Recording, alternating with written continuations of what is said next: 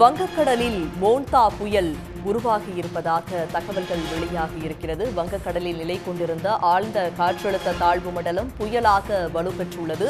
சென்னைக்கு 600 kilometre தென்கிழக்கில் Montha புயல் மையம் கொண்டிருக்கிறது. இது பற்றிய விரிவான விவரங்களோடு இணைக்கிறார் செய்தியாளர் நாகார்ஜுன். விவரங்கள்.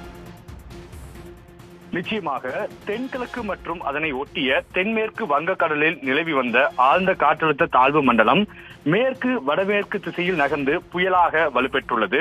தென்மேற்கு வங்கக்கடல் மற்றும் அதனை ஒட்டிய மத்திய மேற்கு வங்கக்கடல் பகுதியில் மோன்தா புயல் மையம் கொண்டுள்ளது.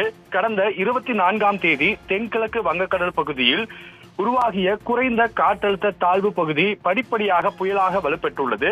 நடப்பாண்டில் வடகிழக்கு பருவமழை காலத்தில் வங்கக்கடலில் முதலாவது புயலாக இந்த மோன்தா புயல் உருவாகியுள்ளது.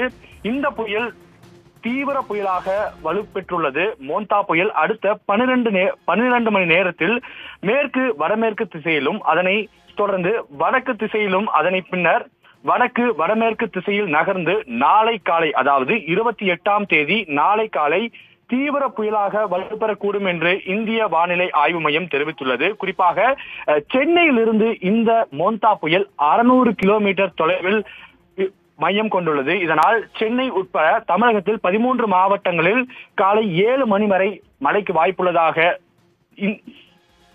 இந்திய வானிலை ஆய்வு மையம் தெரிவித்துள்ளது.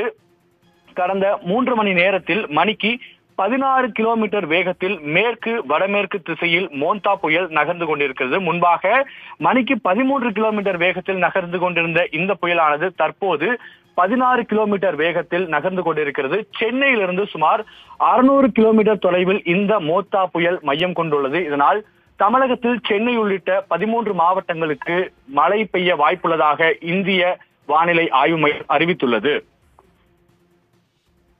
விவரங்களை வழங்கியமைக்கு நன்றி நாகார்ஜுன். உடனுக்குடன் செய்திகளை தெரிந்து கொள்ள சன் நியூஸ் பெல் ஐகானை கிளிக் பண்ணுங்க.